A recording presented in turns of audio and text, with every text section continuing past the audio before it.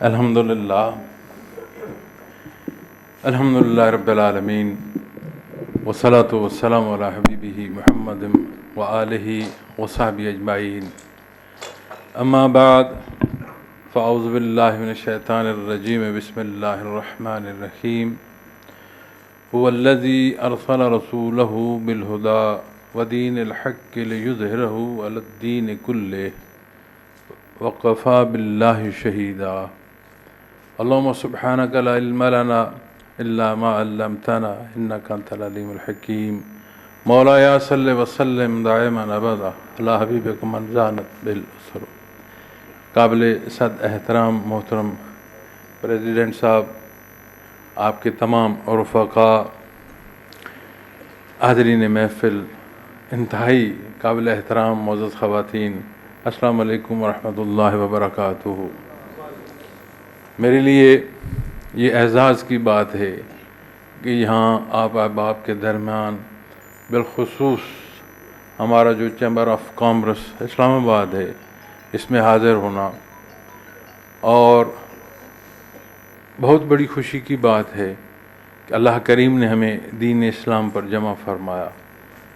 آج ماہ مبارک ربیع الاول کی مبارک ساعتیں ہیں، اور یہاں نبی کریم صلی اللہ علیہ وسلم کی ذات اقدس کے حوالے سے گزارشات پیش کرنی ہیں، تو دعا گو ہوں کہ اللہ کریم یہ مل بیٹھنا قبول فرمائے۔ میں اس کمیٹی کی جو محبت ہے، جو احترام ہے، اس کا ممنون بھی ہوں، اور آپ احباب کے لیے دعا گو بھی ہوں۔ میرا موضوع ماہ مبارک ربیع الاول ہے، اور اسی کے تحت بعثت رحمت عالم صلی اللہ علیہ وسلم ہے۔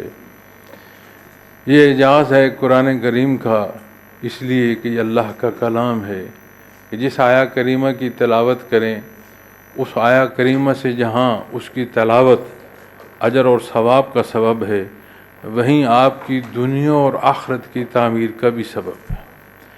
جہاں دار دنیا کی رہنمائی نصیب ہوتی ہے اور اس رہنمائی پر عمل کی توفیق نصیب ہو، تو یہی راز مضمر ہے اخروی تعمیر کا۔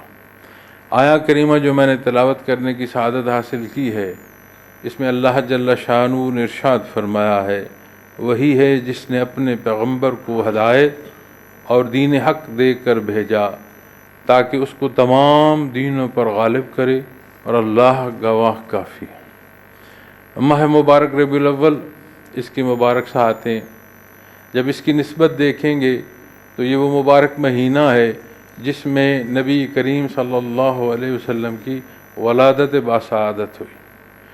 آپ صلی اللہ علیہ وسلم سوموار کے دن کو روزہ رکھتے تھے، آپ کی عادت مبارک تھی۔ تو کسی صحابی نے عرض کی کہ یا رسول اللہ صلی اللہ علیہ وسلم، اس مخصوص دن کے روزے کا سبب؟ آپ نے ارشاد فرمایا کہ یہ وہ دن ہے کہ جس دن اللہ کریم نے مجھے دنیا میں پیدا فرمایا، اور فرمایا یہ وہی دن ہے کہ جس دن کو وحی الہی مجھے نصیب ہوئی۔ تو جب ماہ مبارک ربیع الاول کے حوالے سے آپ تحقیق دیکھیں گے تو 7 سے لے کر 12 تک مختلف تواریخ پر مختلف اجماع ہے۔ جب کثیر اجماع دیکھیں گے تو 9 ربیع الاول پر ہوگا۔ پھر عجیب اللہ جل شانہ کا نظام ہے کہ یہی ماہ مبارک ربیع الاول ہے کہ جس میں نبی کریم صلی اللہ علیہ وسلم نے دنیا سے پردہ فرمایا، اور جو بہت بڑا اجماع ہے وہ 12 ربیع الاول پر ہے کہ یہ وہ دن ہے۔ لیکن جو یقینی بات ہر پہلو سے ہے کہ ولادت باسعادت کے حوالے سے یہی مہینہ مبارک ہے۔ معزز سامعین کرام، جب بات نسبت کی ہے کہ اس ماہ و سال میں اس مہینے کا جو تقدس ہے، اس کا سبب کیا ہے، تو سمجھ آئی کہ آپ صلی اللہ علیہ وسلم کی ذات اقدس۔ جب اس رشتے کے آپ تحقیق میں آئیں کہ وہ رشتہ جو آپ صلی اللہ علیہ وسلم کو تمام مخلوق میں معتبر فرماتا ہے، خصوصی فرماتا ہے، اور اللہ جل شانہ کی ذات کے بعد، یعنی ایک خالق کے بعد، مخلوق میں افضل ترین جو ہستی ہے وہ آپ صلی اللہ علیہ وسلم کی ہے۔ وہ سبب کیا ہے؟ محمد الرسول اللہ، قرآن کریم بیان فرماتا ہے۔ بے شمار جگہ پر، متعدد جگہ پر آپ کو جب اللہ کریم نے مخاطب فرمایا تو آپ کو مختلف القاب سے اللہ کریم نے مخاطب فرمایا۔ یہاں جس حصے کو میں تلاوت کرنے کی سعادت حاصل کر رہا ہوں، اللہ کریم نے فرمایا محمد الرسول اللہ، محمد اللہ کے رسول ہیں۔ یہ وہ منصب ہے، یہ وہ حیثیت ہے کہ جس میں تمام القاب جو قرآن کریم نے اختیار فرمائے، استعمال فرمائے، اس کے تحت آئے۔ اور اللہ جل شانہ مالک ہے، خالق ہے، واحد ذات ہے، اور غفور الرحیم ہے، معاف فرمانے والا ہے۔ وہ ایسا ہے کہ اس جیسا کوئی نہیں، ہر ایک کو اس نے پیدا فرمایا، اسے کسی نے نہیں پیدا کیا، ہر ایک کی احتیاج پوری فرماتا ہے، اور اس کی ذات بے نیاز ہے۔ ہر شے محدود ہے، اس کی ذات لامحدود، اس کی صفات لامحدود۔ اس نے احسان فرمایا کیا؟ والذی ارسل رسولہ بالہدیٰ، اللہ کی ذات وہ ذات ہے جس نے محمد رسول اللہ صلی اللہ علیہ وسلم کو مبعوث فرمایا۔ جب آپ اس رشتے سے، یعنی آج کے اس انعقاد کو اس ماہ کی نسبت سے دیکھتے ہیں تو اس ماہ کو کس نسبت سے دیکھ رہے ہیں؟ نبی کریم صلی اللہ علیہ وسلم کی ذات اقدس۔ جب آپ کی نسبت دیکھتے ہیں تو اللہ فرماتا ہے کہ محمد رسول اللہ، آپ اللہ کے رسول۔ اللہ کے رسول کی نسبت جب آپ تحقیق کریں گے تو حضرت آدم علیہ الصلوۃ والسلام سے لے کر آپ صلی اللہ علیہ وسلم کی ذات اقدس تک، جو لگ بھگ عدد روایات میں ملتا ہے کہ 1.25 لاکھ انبیاء اور رسول مبعوث ہوئے۔ 1.25 لاکھ انبیاء اور رسول میں اللہ کریم نے جو تکمیل نبوت ہے، جہاں نبوت کی عمارت کی تکمیل ہے، یہ نبی کریم صلی اللہ علیہ وسلم کی بعثت ہے۔ تو وہ مقصد جس کے لیے آپ مبعوث ہوئے، اس مقصد کو اگر ہم چھوڑ دیں تو نہ یہ نسبت ہماری قائم رہے گی، اور نہ اس نسبت کے ساتھ مزید برکات جن پر ہم بحث کرتے ہیں، گفتگو کرتے ہیں، ان کا قائم رہنا سمجھ سے باہر آتا ہے۔ تو اس لیے جب ہم اس نسبت کو دیکھیں گے تو آپ صلی اللہ علیہ وسلم کی بعثت پر جو بات کی جاتی ہے، یا جن موضوعات پر میں گزارشات پیش کرتا ہوں ماہ مبارک ربیع الاول میں کہ بعثت رحمت عالم صلی اللہ علیہ وسلم، تو یہ وہ موقع ہے کہ جس موقع پر حضرت جبرائیل امین نے اللہ کریم کی وحی آپ صلی اللہ علیہ وسلم پر اتاری ہے، آپ کی خدمت میں حاضر ہوئے اور حق آپ کو پہنچایا، اور اسی حق کو لے کر آپ نے اللہ کی مخلوق تک اتنی محنت فرمائی کہ اس ابتدا کہ جس ابتدا میں فرد واحد ساتھ اس حق کے شامل ہوا، یا اس ابتدا کے وہ ابتدائی حصے کہ جہاں مکہ المکرمہ کی پہاڑی پر کھڑے ہو کر آپ نے اہل مکہ کو دعوت حق دی، اور یہاں سے جو جھگڑا شروع ہوا، پھر وہ وہی پہلو ہجرت کا سبب بنا، اور پھر وہاں سے وہ مدینہ منورہ کا سفر، پھر مدینہ منورہ میں آپ کی حیات مبارکہ کا بسر فرمانا، پھر آپ اسی پہلو کو لے جائیں حجۃ الوداع کے خطبے پر کہ جب آپ نے مخلوق خدا میں یہ ارشاد فرمایا کہ دین حق کا پہنچانا، سب نے شہادت دی، آپ نے اس روز پھر شہادت کی انگلی عرش کی طرف اٹھائی، اے میرے اللہ تو گواہ رہنا۔ تو اس ابتدا سے اللہ کی اس شہادت تک ساری زندگی کے ایک ایک پہلو کا مطالعہ فرمائیں، ہر پہلو آپ کے لیے رہنمائی کا سبب ہے، اور ان حصوں، اس رہنمائی کے حصوں میں جہاں بنیاد وحدانیت باری تعالیٰ ہے، جہاں شرائط ایمان ہیں، جہاں عبادات ہیں، ان سارے حصوں میں عملی زندگی کا کوئی پہلو ایسا نہیں ہے کہ جہاں تشنگی ہو، یعنی عمل تک کے ایک ایک حصے کی رہنمائی، ارشاد فرمائی، اختیار فرمائی، تصحیح فرمائی، اجماع آج تک پہنچانے کا سبب۔ اور جب آپ کی شان پر بات کی جائے تو الفاظ و حروف نہ ساتھ دیتے ہیں اور نہ زبانوں میں یہ وسعت ہے، یہ زبانیں گنگ ہو جاتی ہیں۔ اس لیے کہ آپ کی عظمت دیکھنی ہے تو آپ صلی اللہ علیہ وسلم نے فرمایا جب حضرت آدم علیہ السلام کا وجود پانی اور مٹی میں تھا، میں تب بھی اللہ کا رسول اور نبی تھا۔ جب بات آپ کی عظمت کے ضمن میں دیکھیں تو رب کائنات نے یوم الست کو جب تمام ارواح سے اپنی ذات کا عہد لیا تو سب سے پہلے قالوا بلا، آپ صلی اللہ علیہ وسلم نے ارشاد فرما، آپ کی امامت پہ ساری مخلوق نے فرما۔ جب بات آپ دار دنیا کی حوالوں سے لیتے ہیں تو تاریخی انسانی وجود انسانی شہادت دیتا ہے کہ نوزائیدہ پاک صاف نہیں ہوتا۔ زچگی سے جس عمل سے یہ اولاد آدم گزرتی ہے اس جگہ پر رب کائنات نے آپ کو پاک صاف رکھا، اور وہ حصے جو گرد و پیش دنیا پر آپ کی ولادت باسعادت کے ساتھ حالات دنیا میں جو ظہور پذیر ہوئے، وہ نہ صرف اس وقت کی شہادت دیتے ہیں بلکہ آج کی تاریخ تک کوئی ان کو رد نہیں کر سکا کہ کسی پانی کا خشک ہونا ہے یا کسی آگ کدے کا بجھ جانا ہے یا کسی محل کے حصوں کا گر جانا ہے۔ یہ تاریخ جو ہے شہادت دیتی ہے کہ واقعتاً ایسا۔ آپ کی ذات کو دیکھنا ہے تو ہم اپنے آپ کو دیکھتے ہیں اور اپنے گرد و پیش دیکھتے نہیں۔ یہ کارگاہ، یہ مالک کی کائنات، اس کا ایک ایک حصہ شہادت دیتا ہے آپ صلی اللہ علیہ وسلم کی عظمت۔ حضرت علی رضی اللہ تعالیٰ عنہ ارشاد فرماتے ہیں کہ مکہ مکرمہ میں جب نبی کریم صلی اللہ علیہ وسلم کے ساتھ میں مکہ سے باہر جاتا تو شجر و حجر آپ صلی اللہ علیہ وسلم پر صلاۃ و سلام پڑھتے۔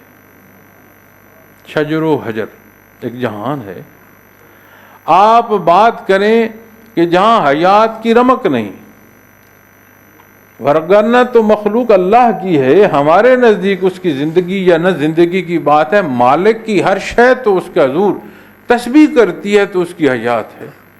آپ نے احد پہاڑ کی طرف فرمایا یہ پہاڑ مجھ سے محبت کرتا ہے اور میں اس سے محبت کرتا ہوں۔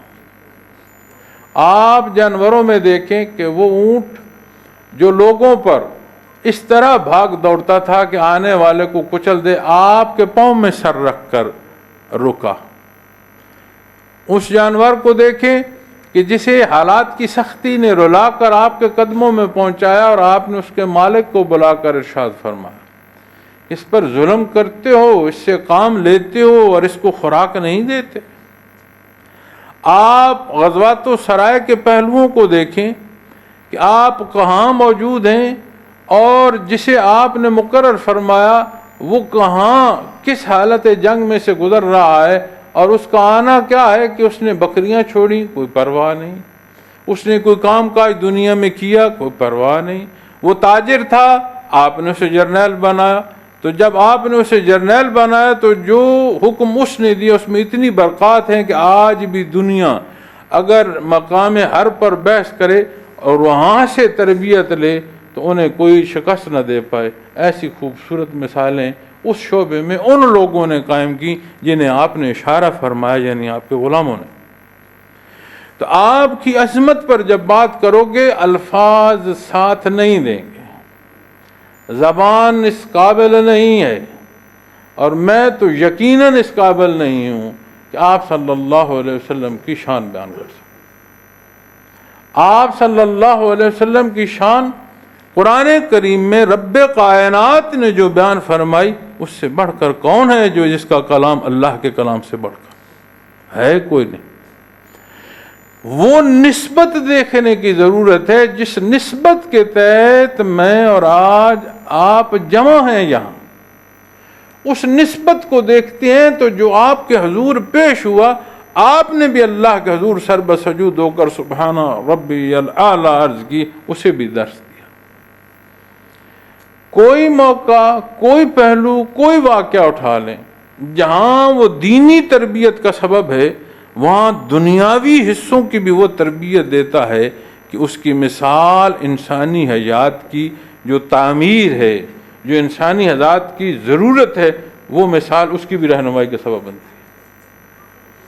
آج جب ہم معیشت کو دیکھتے ہیں، محترم بختیاری صاحب نے اپنی موضوع میں معیشت پر بات کی، تو میں جب یہاں آ رہا تھا تو میں نے بھی یہ جو آیا کریمہ تلاوت کی ہے، میں نے بھی معیشت کی وجہ سے کی ہے کہ وہ موضوع جو آپ صلی اللہ علیہ وسلم کی ذات اقدس سے اس حصے سے متعلق ہے کہ اس میں ہماری رہنمائی کیا ہے، اور جب اس کے مطابق حکم پر عمل کیا گیا تو دنیا میں کیا ہوا، اور جب اس کی مطابقت نہ رہی تو دنیا کے حالات نے کیسے کروٹ لی، اور اس امت کا جو معاملہ ہے وہ کیسا رہا۔ تو معزز سامعین کرام، جب اللہ جل شانہ نے یہ فرمایا نا رسولہ بالہدا، وہ رسول جو ہدایت کے ساتھ ہیں، جو حق کے ساتھ ہیں، ودین الحق لیظہرہ علی الدین کلہ، ہمارے نزدیک آج بھی جو سوال کرتے ہیں وہ کہتے ہیں دیکھو کہ وہ اقوام جو غیر مسلم ہیں وہ دنیا میں حکومت کر رہی ہیں، اور آپ کہتے ہیں ہمارے پاس دین حق ہے، اور اس دین حق سے ہم تو مغلوب ہیں۔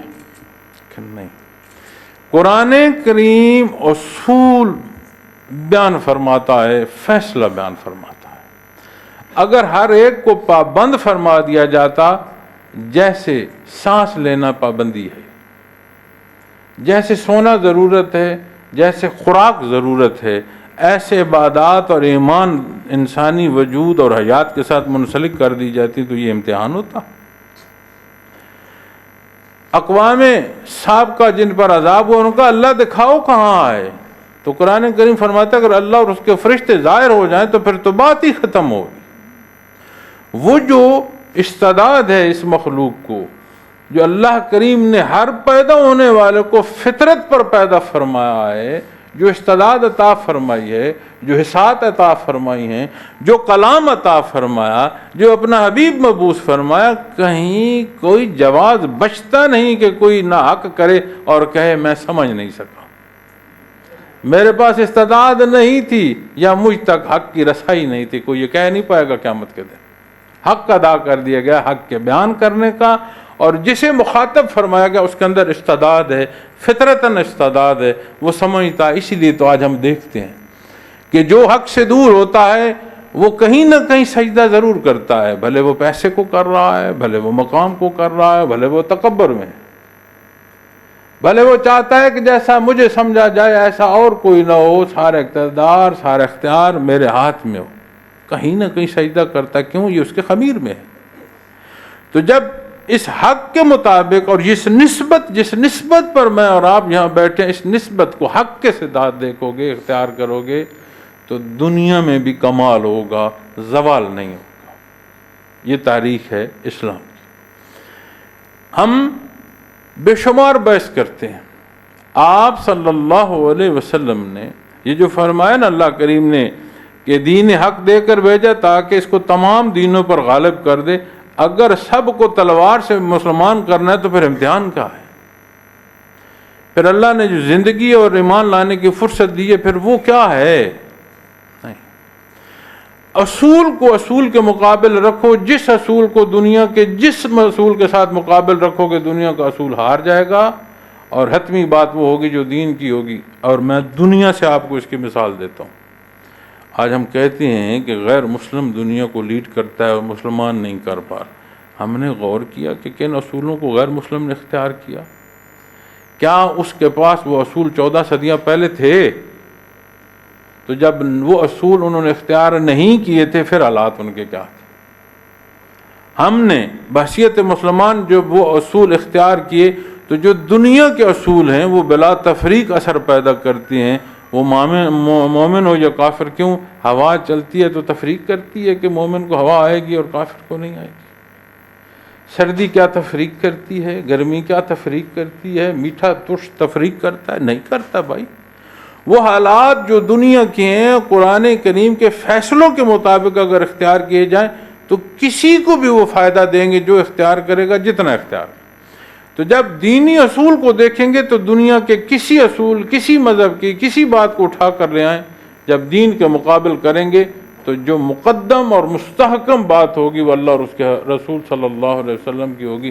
اس لیے فرمایا گیا ہے وَدِينِ الْحَقِّ لِيُظْهِرَهُ عَلَى الدِّينِ كُلِّهِ، اور کوئی مانے نہ مانے کسی کی ضرورت نہیں، اس لیے وَكَفَى بِاللَّهِ شَهِيدًا، کائنات کا مالک اس پر شاہد ہے اور وہ بات کافی۔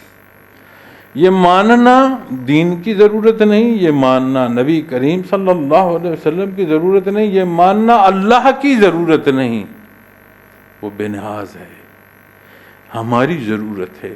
اسی لیے تو جب ہم دنیا میں دیکھتے ہیں کہ یہ جو من حیث القوم ایک مغلوب ہو چکے ہیں، تو کیا ہم نہ دیکھیں وہ کیا سبب تھا کہ ہم غالب تھے، اور وہ کون سے اسباب ہیں جو چھوڑ کر ہم مغلوب ہو گئے؟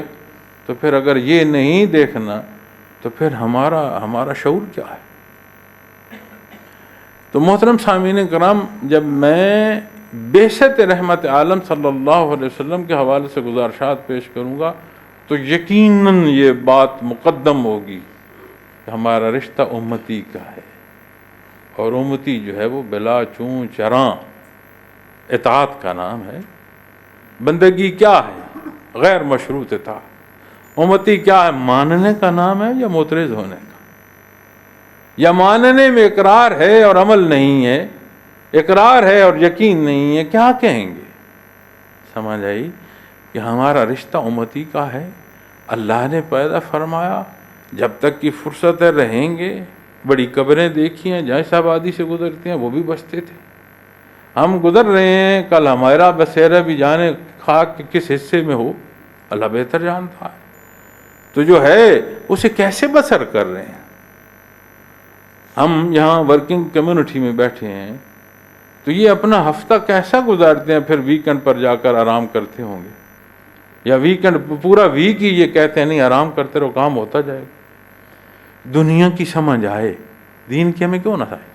ہاں، یہ وہ مقام ہے سمجھنے کا کہ جو عظمت اس ماہ و سال میں ان ایام کو نصیب ہو رہی ہے، اللہ نے تو مجھے امتی کا رشتہ ایسا دیا ہے کہ مخلوق میں یہ رشتہ اور کسی کا ہے نہیں۔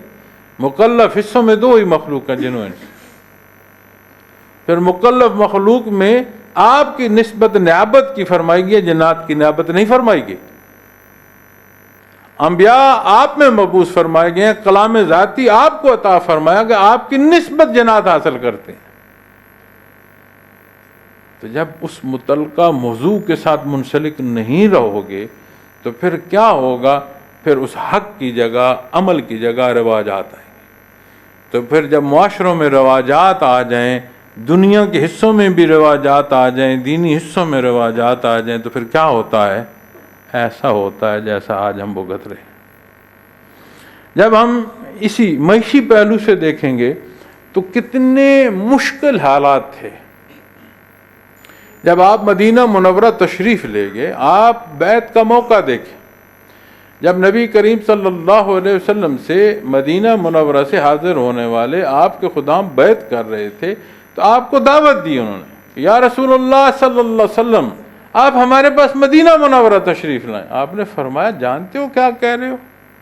انہوں نے عرض کی یا رسول اللہ ہم جانتے ہیں کہ تمام عالم کفر کو ہم دعوت جنگ دے رہے ہیں، لیکن آپ تشریف لائیں، ہم اپنی جانوں کے نذرانے پیش کریں گے آپ کے دفاع میں۔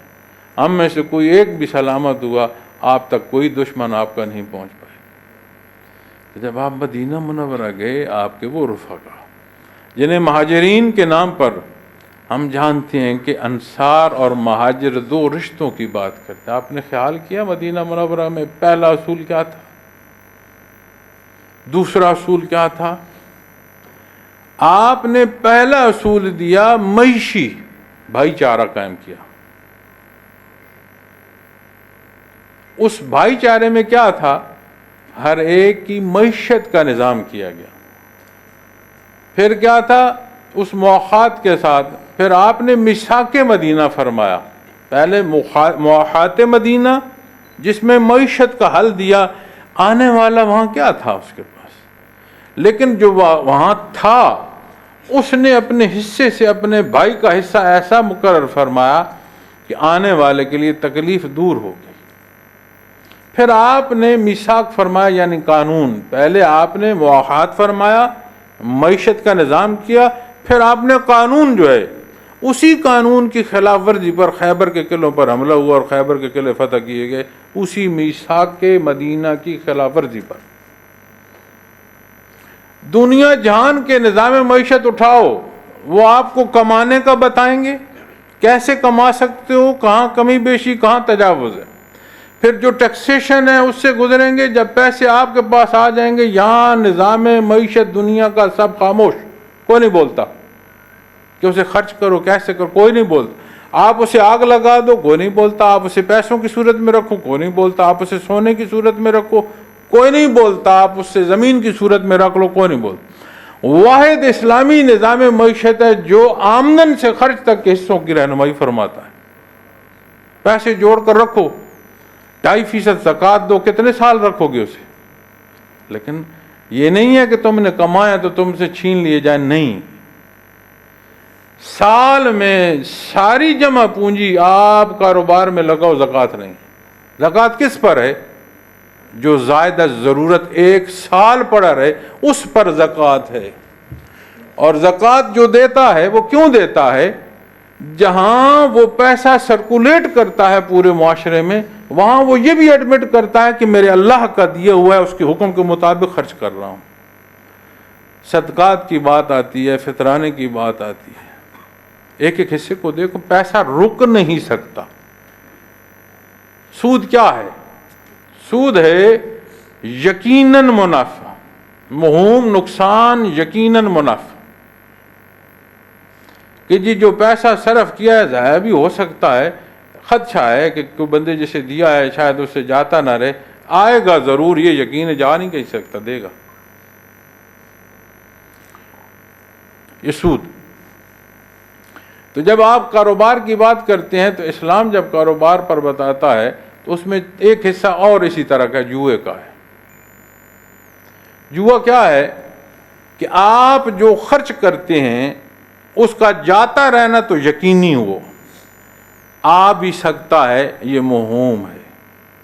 سود میں موہوم خطرے کے ساتھ ہے، یقیناً آمدن کے ساتھ ہے۔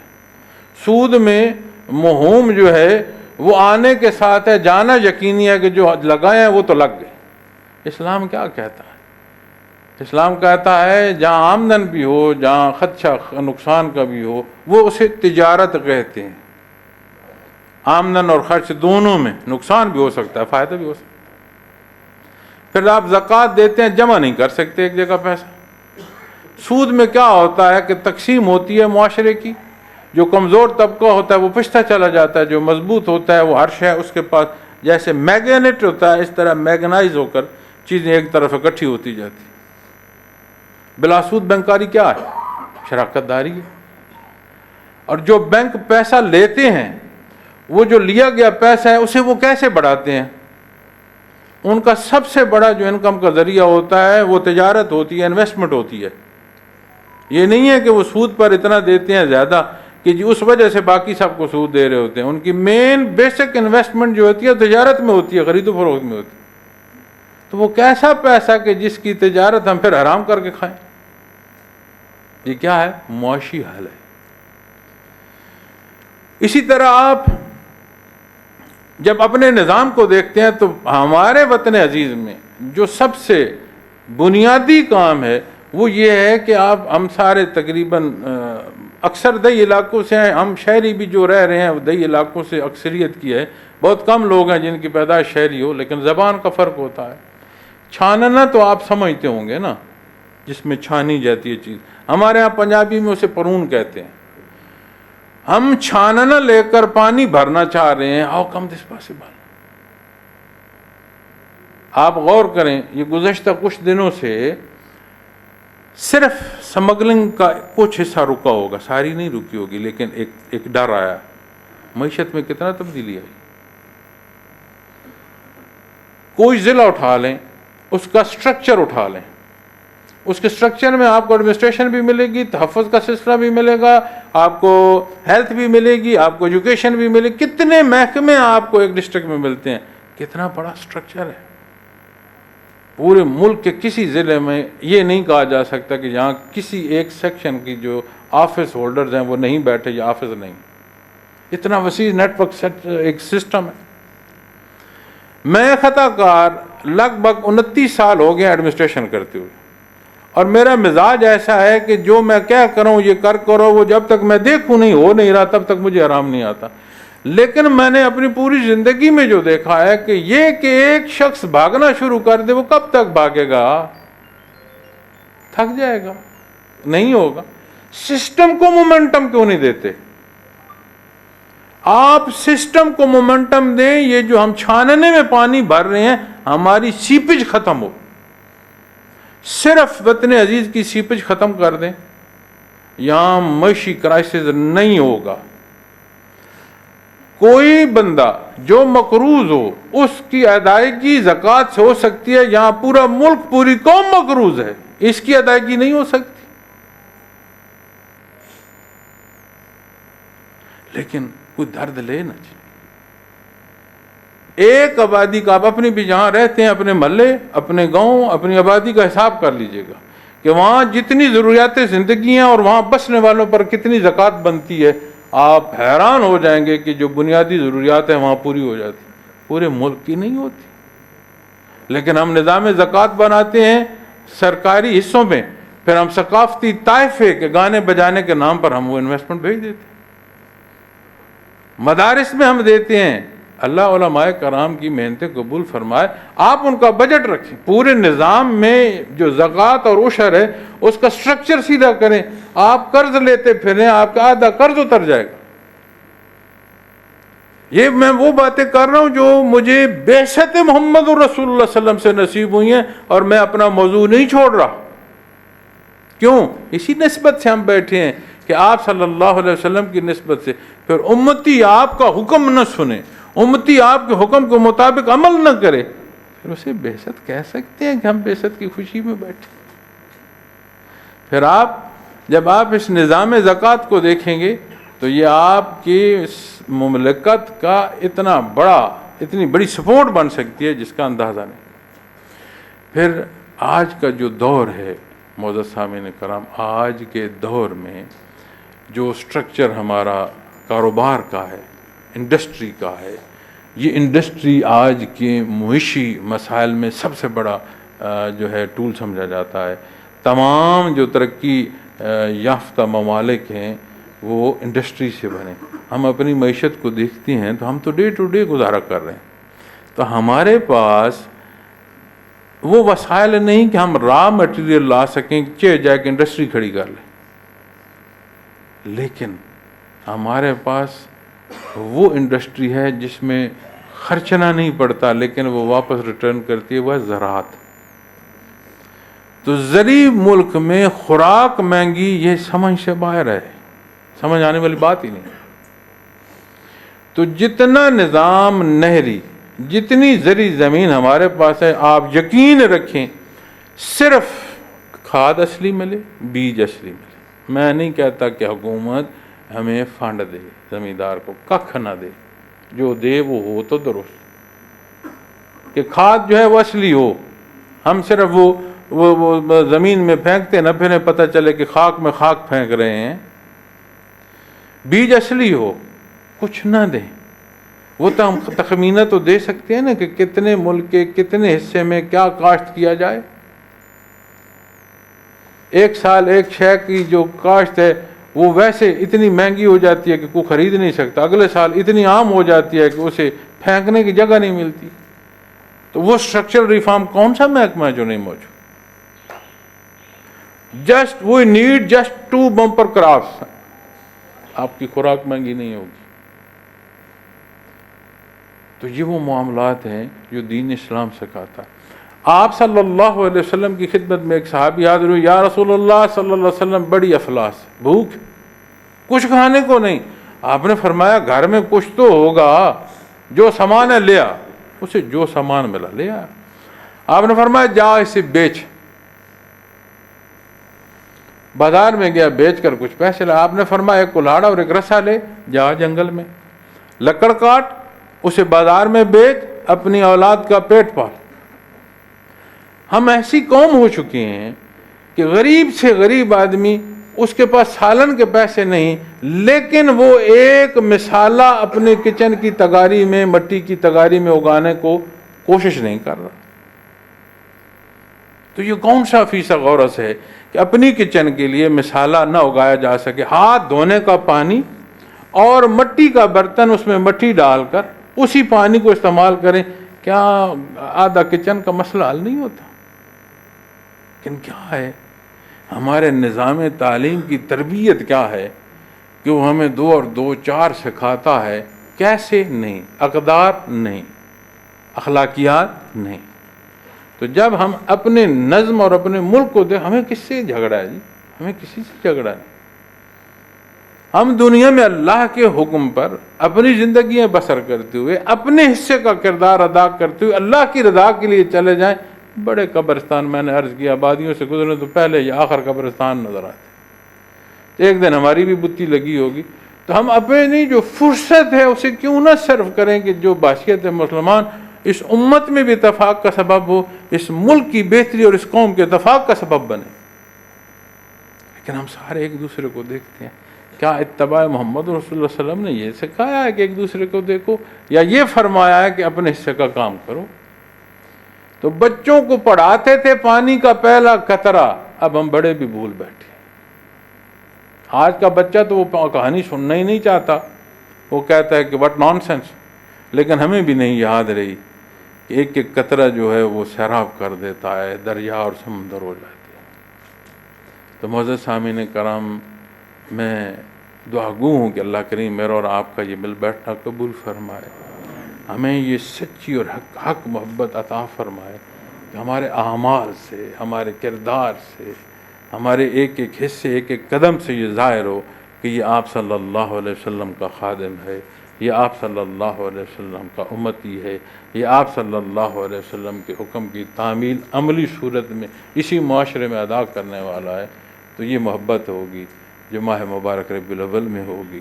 یہی محبت اس امت کی بھی ضرورت ہے, یہی محبت اس وطن عزیز پاکستان کی بھی ضرورت ہے, اور یہی محبت ہمیں ایک جگہ جمع کر سکتی ہے.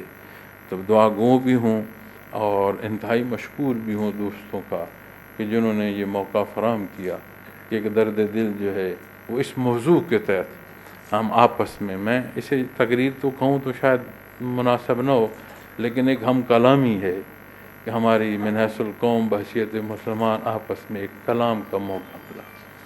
اللہ کریم میرا اور آپ کا حامی و ناصر ہو. وآخر دعوانا الحمد للہ رب العالمین. اصل بات یہ ہے کہ تعارف ایک ہی ہے جو اللہ کریم کی ذات ہے, نام ایک ہی ہے جو نبی کریم صلی اللہ علیہ وسلم کی ذات ہے. ہمارے لیے یہ تعارف کہ ہمیں اللہ نے اپنے در پر بٹھایا, ہمارے لیے یہ تعارف کہ ہم کم علمی, کمزوری, خطا کاری کے باوجود اس اظہار محبت کی تڑپ میں سرگرداں ہیں, اتنا کافی. القاب بھی بے شمار ہیں, حیثیتیں بھی بے شمار ہیں, لیکن کسی بادشاہ کا وقت آیا موت کا, تو وہ بڑے اس پر تھا بستر پر ایسے جو آرام دے, تو بستر سے اتر کر فرش پر سجدہ ریز ہو گیا. کہ بلا اس نے کہا, اے وہ بادشاہ جس کی بادشاہی کو زوال نہیں, اس پر رحم فرما دے جس کی آج بادشاہی اختتام کو ہے. ہم کیا, ہماری حیثیت و تعارف کیا, لیکن جو شناسائی وہ یہ ہے کہ حضرت قاسم فیضات مولانا امیر محمد اکرم امان رحمۃ اللہ تعالیٰ علیہ شیخ بھی ہیں, والد محترم بھی ہیں. آپ ہی کا حکم ہے, اسی حکم میں یہاں آپ کے پاس اسی موضوع پر حاضر ہوں. سلسلہ نقشبندی و ویسیہ سلاسل تصوف 4 بڑے سلاسل تصوف میں سے ہے, اور کوشش ہوتی ہے آنے والا یا جہاں جانے کا موقع ملے انہیں جہاں تعلیمات محمد رسول اللہ صلی اللہ علیہ وسلم عرض کی جائیں, وہیں انہیں کیفیات محمد رسول اللہ صلی اللہ علیہ وسلم سے آشنائی کا کوئی سبب کرتے جائیں. باقی یہ وہ معاملہ ہے عزیزان من جو بندے اور مالک کے مابین, تو جہاں طلب ہوگی وہاں اللہ عطا فرماتا ہے, بندہ کچھ نہیں. بات نہ مولانا کی ہے, بات نہ پیر صاحب کی ہے, بات اللہ اور اس کے حبیب کی ہے. اور مخاطب جو ہے من حیث القوم تمام حضرت آدم علیہ السلام کی اولاد ہے. خوش بخت ہے وہ جسے ایمان نصیب ہو, اور آفرین ہے اس پر کہ جو بحالت آمین جسے دنیا سے جانا بحالت ایمان نصیب ہو جائے اور روز معاشر شفاعت محمد رسول اللہ صلی اللہ علیہ وسلم نصیب ہو جائے۔ تو جب بات تصوف کی آئے گی اس موضوع پر سادہ سا عرض کر جاتا ہوں طریقہ، ذکر خفی قلبی کراتے ہیں، لطائف مراقبات ہیں، لیکن آپ کو بالعموم سب کو میں دے دیتا ہوں۔ اور جب میں ویسٹرن ممالک میں سفر کرتا ہوں تو ایون نان مسلم مجھ سے میڈیٹیشن کے لیے بھی یہ سیکھتے ہیں، اور ہم تو ایک دوسرے کو کہہ دیتے ہیں نا کہ یہاں کہ نہیں دل رکھنے کو بھی، وہاں سیدھی سیدھی بات کہتے ہیں۔ نیور کبھی مجھے آنسر نیگیٹو نہیں آیا، اور میں نے بے شمار کو سکھایا، لیکن وہ میڈیٹیشن سیکھتے ہیں تو ہم تو مسلمان ہیں، ایمان ہے، تو اللہ کی یاد اور عبادت میں اختیار کریں گے تو دونوں فائدے ہوں گے۔ پہلا عبادت کے حوالے سے، دوسرا دنیا کے مسائل مصائب میں بھی۔ آنکھیں بند قبلہ رخ بیٹھیں، اعوذ باللہ اور بسم اللہ پڑھیں، کلام نہ کریں، خیال فرمائیں کہ اللہ جل شانہ جیسے بندہ رو برو ہر جگہ اللہ سے موجود ہے، لیکن یہ کیفیت کہ متوجہ اللہ ہوں۔ سانس اندر آئے تو لفظ اللہ سانس کے ساتھ اندر آئے اور دل کی گہرائیوں میں اترتا جائے، سانس باہر آئے اور ہو کی چوٹ، اللہ ہو کی ضرب ہے، سانس کے ساتھ کلام بغیر، آنکھ بند۔ آپ 2 منٹ کر لیں، 1 ہفتہ 10 دن کر لیں، پھر اپنے آپ کو ٹٹول لیجیے گا۔ نہ پہلے کسی بات یا موضوع کی وجہ سے کہہ رہا ہوں، نہ بعد میں کچھ درکار، اللہ کے نام پر بیٹھا ہوں اور کلام ذاتی میرے سامنے ہے، اور یہ جو کچھ آپ کو عرض کر رہا ہوں یہ بھی اللہ کی رضا کے لیے عرض کر رہا ہوں، اسے سے توقع ہے اور وہی کافی ہے۔ لیکن آپ کو سمجھ آ جائے گی کہ جو بندہ بات کہہ گیا اس سے ہوتا کیا ہے۔ اللہ کا نظام اللہ آسان فرمائے۔ تو یہی تعارف ہے جی، اس راہ کے مسافر ہیں، ایک درد دل ہے، جہاں موقع بانٹنے کا ملے کوشش کرتے ہیں وہاں بھی سلیقے سے بانٹا جائے، جہاں بولنے کا موقع وہاں بھی کوشش کرتے ہیں کہ بات اگر اگلے تک ہم نہیں بھی پہنچا پائے ایک مزید ناراضگی اپنے معاشرے میں نہ کھڑی کر لیں۔ تو ہمارے جو بہت پیارے دوست جن سے متعلق محترم نے فرمایا کہ ان کا وصال ہوا ہے، تو ہم جتنے بیٹھے ہیں ہم سب کا کوئی نہ کوئی پیارا برزخ میں ہوگا، اور اتنا نظم دنیا کا تیز ہو چکا ہے کہ بعید نہیں قریب ہوں گے بے شمار فوت ہونے والے۔ تو میں ان تمام احباب کا انتہائی مشکور ہوں۔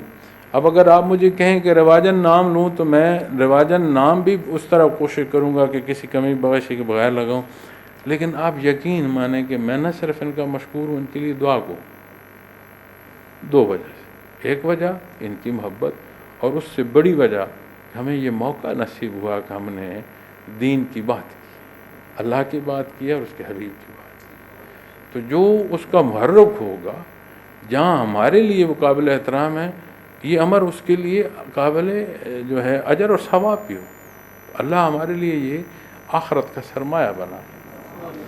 تو جو دوست ہمارے جن کا وصال ہو ان کی بھی، اور پھر اس کے ساتھ اجتماعی دعا بھی کر لیں۔ آمین۔ الحمدللہ رب العالمین والصلاة والسلام علی حبیبہ محمد وآلہ وصحبہ۔ ربنا لا تزغ قلوبنا بعد إذ هديتنا وهب لنا من لدنك رحمة إنك أنت الوهاب۔ ربنا إننا آمنا فاغفر لنا ذنوبنا وقنا عذاب النار۔ ربنا ظلمنا أنفسنا وإن لم تغفر لنا وترحمنا لنكونن من الخاسرين۔ الحمد لله رب العالمين الرحمن الرحيم مالك يوم الدين إياك نعبد وإياك نستعين اهدنا الصراط المستقيم صراط الذين أنعمت عليهم غير المغضوب عليهم ولا الضالين۔ قل هو الله أحد الله الصمد لم يلد ولم يولد ولم يكن له۔ بار اللہ ہم کمزور اور خطا کار، ہمارے حال پر رحم۔ ہمارے جو عزیز دار دنیا سے فوت ہو گئے ہیں، بالخصوص جن کا تذکرہ فرمایا گیا، ان کی کمی بیشی معاف فرما، انہیں بخش دے، انہیں جنت عطا فرما۔ ہم جو دار دنیا میں بار اللہ ہمیں معاف فرما دے، ہمارے گناہ معاف فرما، ہمیں اپنی محبت عطا فرما دے، اپنے حبیب صلی اللہ علیہ وسلم کی محبت عطا فرما، دین اسلام کی محبت، عمل سمجھ کی توفیق، عمل کی توفیق، مخلوق تک پہنچانے کی استعداد عطا فرما۔ بار اللہ ہم کمزور جو بیمار ہیں ہمیں شفا عطا فرما، ہمارے جن گھروں میں تنگیاں انہیں فراوانی عطا فرما، جہاں جھگڑے ہیں انہیں امن اور محبت عطا فرما۔ بار اللہ اس امت پر رحم فرما، بار اللہ اس ملک پر رحم فرما، بار لا اس قوم پر رحم فرما، یا اللہ میں اتفاق اور اتحاد عطا فرما، اپنے حصے کا عمل کرنے کی توفیق عطا فرما، دنیا مشکل ہے اسے سہل فرما، دنیا سے روانی بھالتی ایمان عطا فرما، بار لا روز معاشر شفاعت محمد رسول اللہ صلی اللہ علیہ وسلم عطا فرما، رب یسر ولا تؤثر وتمم بالخیر وتمم بالخیر وتمم بالخیر وصلی اللہ تعالی علی خیر خلقہ سب اجمعین برحمتک یا